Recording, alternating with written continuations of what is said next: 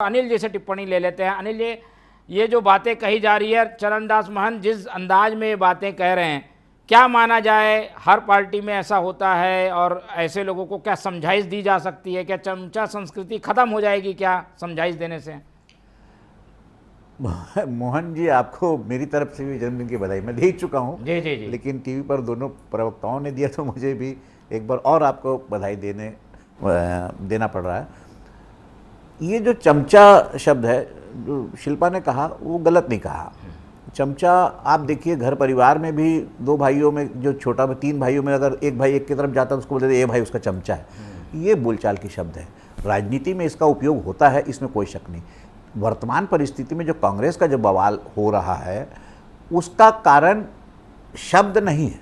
चरणदास एक season leader है, समझदार लीडर है, पढ़े लिखे हैं, अध्ययन करना उनका शौक है और वो उस दौर के नेता है जिस दौर में मध्य प्रदेश हुआ करता था, छत्तीसगढ़ नहीं हुआ करता था, तब वो गृह मंत्री थे। रविंद्र चौबे भी उस समय के नेता है जब दिग्विजय सिंह की सरकार हुआ करती थी, मंत्री रहे हैं। दीपक बैज तो उस समय आए भी नहीं थे। अब दीपक बैज अगर ये कहे कि मैं अगर प्रदेश अध्यक्ष हूँ और मैं किसी सीनियर लीडर, वो तो जब राजनीति शुरू नहीं हुई थी तब से वो रविंद्र चौबे के पर कोई आरोप कभी किसी ने नहीं लगाया। रविंद्र चौबे बहुत अच्छे नेताओं में से एक है कांग्रेस के। चमचा शब्द को अगर जोड़ें तो रविंद्र चौबे उस जमाने में दिग्विजय सिंह के साथ थे, विद्या भैया के साथ नहीं थे। तो जो विद्या भैया के साथ थे तो उनको ये कहते थे विद्या भैया के चमचे, और जो अर्जुन सिंह के साथ थे, दिग्विजय सिंह के साथ थे, तो ये कहते थे वो दिग्विजय सिंह के चमचे। ये क्या संस्कृति भाजपा में नहीं?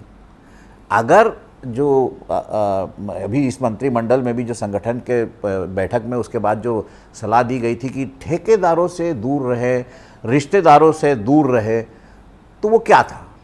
मंत्रिमंडल के मंत्री बनते ही आपके पास करीब ठेकेदार आ जाते हैं, वही ठेकेदार रहते हैं, इनसे आपको बचना चाहिए। तो ये क्या था? आप ठेकेदार या संबंधी जो कह रहे हैं वो चमचा ही तो है। वो पिछली सरकार में किसी और मंत्री का चमचा था, इस सरकार में किसी और का चमचा है।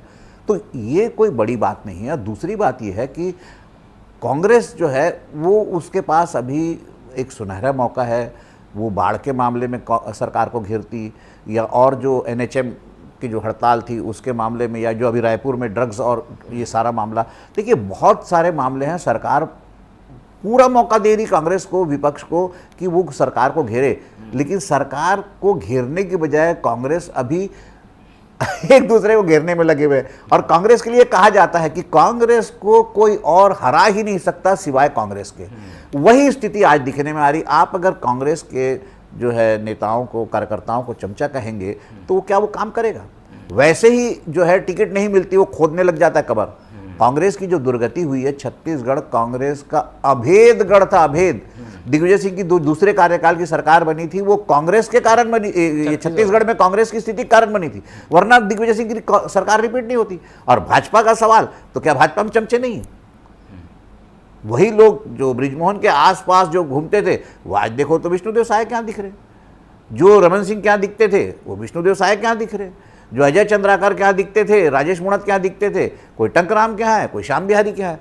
तो ये तो कार्यकर्ता जो है अपने काम के लिए इधर उधर जाता रहता है। अगर आप उसको इसलिए अगर चमचा बोलते हैं तो ये गलत बात है। निष्ठा अलग होती है, पार्टी के प्रति वो निष्ठावान है। कांग्रेस का भी कार्यकर्ता पार्टी के प्रति निष्ठावान है।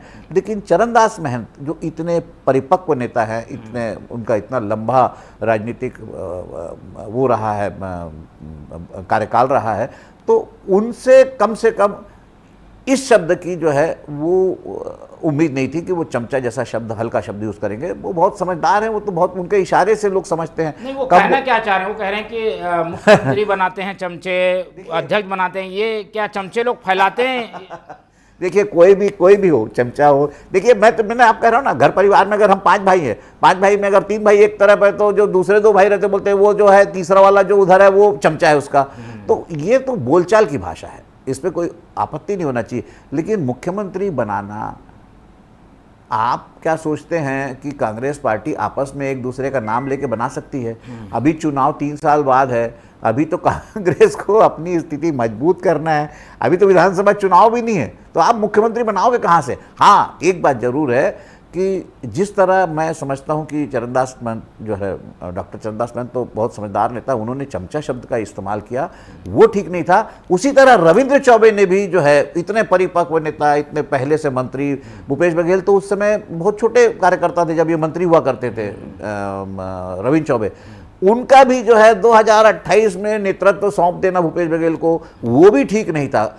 कुल मिलाकर देखिए तो कांग्रेस में जो कुछ घट रहा है वो कांग्रेस के लिए ठीक नहीं है, बीजेपी के लिए तो बहुत फायदेमंद है। बीजेपी तो आराम से सो रही है, सरकार जाए ना जाए, उनके यहाँ टंकराम वर्मा आज तीजा मना रहे हैं। अब बताओ, आज तीजा मना रहे हैं, एकादशी के दिन तीजा मना रहे हैं, जबकि उनको वहां पे बैठना चाहिए जगदलपुर में, वहां देखना चाहिए, मॉनिटर करना चाहिए कि रिलीफ वर्क का क्या हो रहा है। सारी सड़कें टूटी हुई है, सारे पुल टूटे हुए हैं, तो रिलीफ की जो सामग्री है, जो राहत सामग्री है, जो दवा है, वो कैसे जा पा रही है? एनएचएम के लोग हड़ताल में, क्या आप वहां सोच रहे, वो टंकराम वर्मा को यहाँ तीजा मनाना चाहिए, उसको वहां पर रहना चाहिए? राजस्व मंत्री, आपदा प्रबंधन उनके हाथ में, मुख्यमंत्री के हर जगह जाएंगे, बाकी मंत्रिमंडल क्या हाथी दांत का बना हुआ है?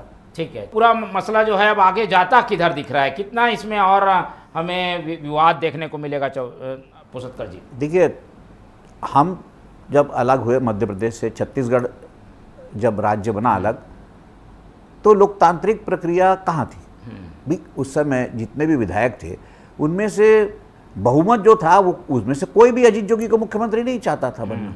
मुख्यमंत्री उनको बना दिया गया तो गुलाम नबी आजाद से लेकर दिग्विजय सिंह की तक की पिटाई तक हो गई थी।